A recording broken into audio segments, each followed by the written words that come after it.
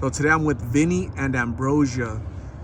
Hello folks, how long have you guys been out here in the streets of Phoenix? I'd say on and off for the past 2 years, 2 or 3 years. Yeah.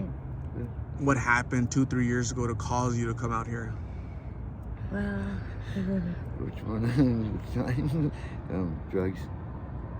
yeah, drugs. We were staying with his mom, and we had our own little RV trailer on her property, and he was supposed to get a job, and he was working on that, but didn't get it done in time for his mom because she knew what we were doing, so she had enough of it, and she kicked us out, and she gave us a few more chances, and We blew them. yeah, we did. So now we're trying to do it on our own. Yeah. What was that you guys were battling? Was that G or blues? Blues. Blues, yeah. And do you guys have kids? Yes. Yeah. Yeah. So your family knows that you're out here? Yes. Yes. Do you guys miss your family, your kids? Oh yes. Oh, Lots. yeah, a lot. Christmas is around the corner. How do you guys balance that, family, you miss your children, Christmas, and then addiction? It's really hard because, well, for me, my family, they've really distanced themselves. They've actually kind of stepped back a little bit from me in my life because they know what I'm doing, and they don't really want to support anything I'm doing as far as like my life right now. But if I were to make the right choices and do the things that they want me to do, as far as like getting help and doing rehab and that sort of thing, they're a lot more supportive. What do you think prevents you guys from going through treatment, actually completing treatment, and returning back to your families? A lot of places they don't let you do it as a couple, so then trying to find a place that'll let us do it as a couple, but a lot of places they won't let you do that. So that's the biggest issue we have is not being able to do it as a couple. Yeah, we just found some sober living houses that they take couples. So we've been trying to work on getting into there. We started going to the methadone clinic. So we're just working our way up on the ladder slowly. Yeah, but they gotta take this. You gotta have a certain kind of insurance for that, though. That's what sucks. Yeah, they that's want you what- to have a certain insurance, and it's like it's stupid. They want you to change the insurance plan you have now to one that they accept, stuff like that. It's all about money.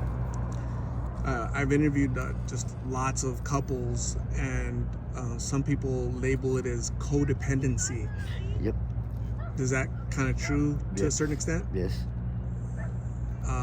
Some people say that it's really hard as a couple to get out of addiction because you guys are enabling each other, right? To stay here. What are your thoughts on that? Any truth to that? What do you think? In some people's cases, yes, it is. In some people's, it's not. It's like with us, we do both have a little bit of codependency issues, but it's like it's not preventing us from stopping drugs and stuff like that. You know, Because we both I've want stopped. the same thing. And she stopped and stuff like that before, and being well together, and just ended up coming back and doing it again. Just something happens where it drags us back to do drugs again and stuff like that.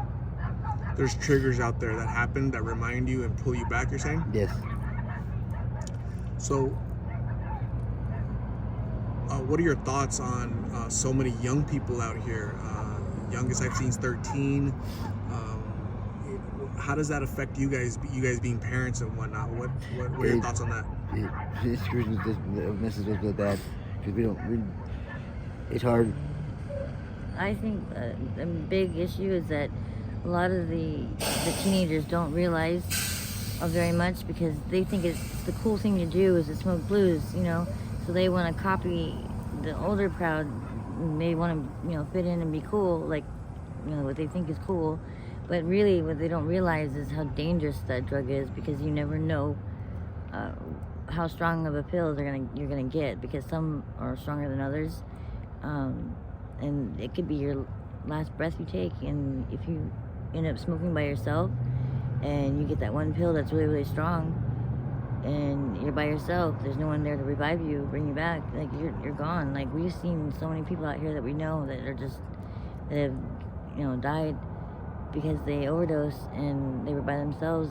It's really sad, you know.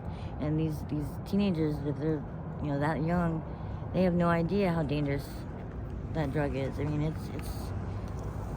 I think it needs to be taught to the kids in school so they can realize, you know, how scary it is. Now it's fentanyl powder. That's the big thing now, is fentanyl powder. They're lacing everything, right? Marijuana, everything's being laced with that powder because it's highly addictive, and it's it's a scary world. When I was growing up, it's, you know, don't, you know, say no to drugs, and, you know, this is your brain on drugs and whatnot, right? Yeah. But this is a lot different than the casual marijuana, or I've heard it's a lot stronger than H, you know. So it's really scary what's going on, and what do you think the answer is? Is it the government, the president, the governor, parents? Whose responsibility is it to address this issue? How big a problem it is, and how dangerous the government, because they have more ways of stopping it being distributed than anybody else. Yeah, because I think putting people in jail for it is not going to be the answer to making people. Well, they don't. Remember, you know, people that had over hundreds of pills on them, and they take them to jail and they let them out. Right. So I mean, that's like, and then like when she was pregnant, they gave it to her when she was giving birth to one of her kids. Yeah. When I was in labor, they gave me fentanyl for the labor pains. And that's prescribed of fentanyl. That's real fentanyl, right? The dosage is correct. But do you guys know where these pills are coming from? These fentanyl pills are coming from? I believe Mexico. Right. The cartels are buying the ingredients from China. They're making their own batches of fentanyl, which that's what you mentioned earlier. Some pills are, the milligrams are off, right? So it might say 30 milligrams on the pill, but it could be 3,000, and that's when somebody consumes that, especially a young person that has no tolerance, they're not gonna wake up. Well, when we got drug tested for the clinic and stuff like that, we came up positive for benzos. Yeah, and we don't ever. And we don't take benzos because they're lacing benzos and stuff like that, and it's like, it's a lot of them. I don't know, it's weird with the drugs. Yeah, they're mixing everything, basically just a bunch of crap, you know, and it's unfortunate. So I mentioned people are passing away. I've been doing this for 2 years, guys, and there's lots of people that I've interviewed. They're no longer here. So do you guys think about that could possibly happen to you guys? That you take a pill and that's it. That's the last pill. Just yesterday, him and I, this lady wanted to buy a couple coloring pages from me, because I do the adult coloring books. Well, she wanted to buy a couple pages from me, and so she picked out a couple. And she said, well, do you want a couple dollars or do you want a pill? And so we said, we want a pill. And she gave us one pill, and he took one hit of it, I took one hit of it. And the next thing I know, I'm being woken up to him shaking me, trying to wake me up. And I said to him, I said, babe, I'm like, how long have you been gone for? And he said, I haven't even left your side. I've been here asleep next to you the whole time. And I said, well, wow, I had no memory of falling asleep. I had no memory of anything. Like, I lost track of the time. I mean, it was just the weirdest thing. Like, we were just completely out for, we don't even still know how long it was, but it was for a while.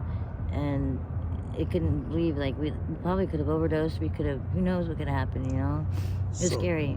So what you're describing is a very super strong pill, but I think that your tolerance is, you have a high tolerance, right? Yes. Whereas a young person or somebody that is not experienced with this, they could have passed away. Correct. Yeah. Wow. Yeah. Because normally I don't ever fall asleep like that. Wow. You know? That just goes to show you the power of these pills. Okay.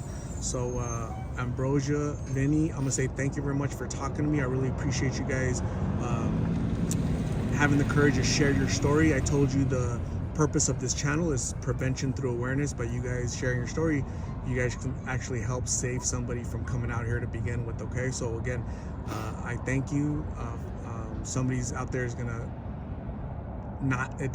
to decide to not come out here and not try blues, not try these pills because of your guys' courage. Okay, so I'm gonna give you my card with my number on it in case you need a ride to treatment or somebody to talk to. Okay, so please stay safe. you. We'll talk soon.